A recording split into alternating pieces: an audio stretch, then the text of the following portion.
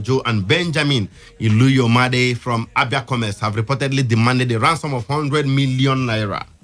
The players were adopted on Sunday around Ikbele town along the Benin-Akure Expressway on their way to Akure. Family sources told the news agency of Nigeria, NAN, that the kidnappers first asked for a ransom of 100 million naira hours after they made contact with the players' families. It was further gathered that on Monday, that was yesterday, the kidnappers reviewed the ransom downwards to 20 million naira. The families are begging to pay a much more affordable sum for the immediate release of the former Sunshine Stars players. Guys, we know it was always going to get to this.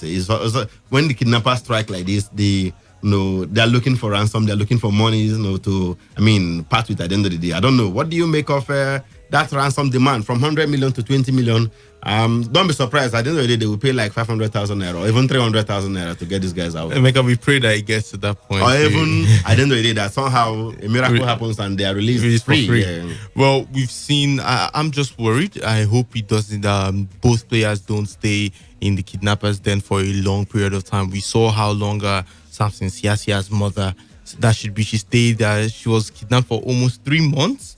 Yeah, when he was still battling his, it was during a kidnap that he was eventually slammed that ban by FIFA. Exactly. So we've seen it go out of hand. So we're just hoping right now that it doesn't get out of hand. I'm expecting the clubs, that is Abia Comets as well as Rangers International, to maybe either just try their best to help the family. Yeah, you're talking about Enyimba now. Enyimba rather. Abia Comets to help the family with some finances. Yeah, support them to support them. It gets to the point where exactly a certain amount is supposed to be paid. Yes. And the family can't meet up with that amount. But again, we need to beef up our security in the country. Aside the fact that we are dealing with health issues, I think we should not sideline other things that have always been there. Right now, everyone is all talking about security is a major challenge in Nigeria. Yes, and it's not even. It's a fact that the security is not what it is supposed to be. And if we are taking proactive measures, we are seeing even the government of Rivers State here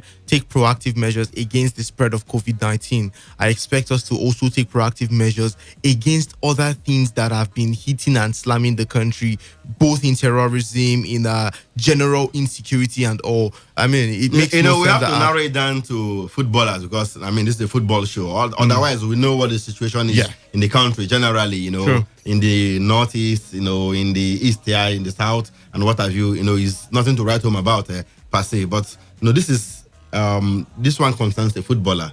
Ordinarily, people like that are supposed to be idolized. Imagine, tomorrow we'll come and hear that Lionel Messi is kidnapped, or that one Manchester United player is kidnapped. It doesn't make for good reading. These guys, we watch them week in, week out. They bring joy to people, a lot of people, because of their action on the field of play and all that. You don't have any business kidnapping such people. I don't know, but what do I even know? Really, the guys who are behind some of these negative acts, I'm sure they don't think about these things anymore, and they don't really care. Because if they do, definitely they are just to ask you, what do you do? You play for Imba, you're the number this. Oh, okay, you can go. They let you go. But it's no longer like that. We saw Mikel Lubi. As a matter of fact, if you're even a very successful footballer, twice. Yes, if you're a very successful footballer or person, you become a target for them. You become a target. They don't really care. What they care about is the money these days, Emeka. But usually it's not supposed to be so. That people like all public servants, yes, they make money from the system because definitely they have to be paid for their family and upkeep and all that.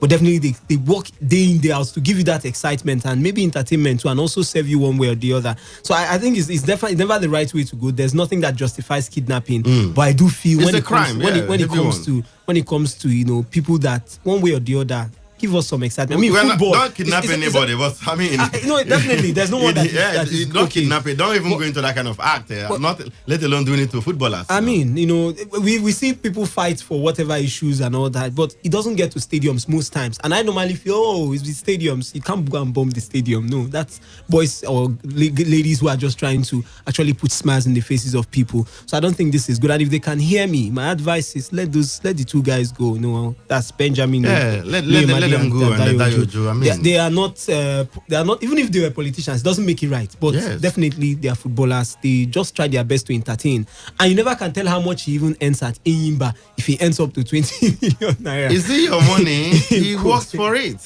You know, he works for whatever he earns there. All right, let's move on and let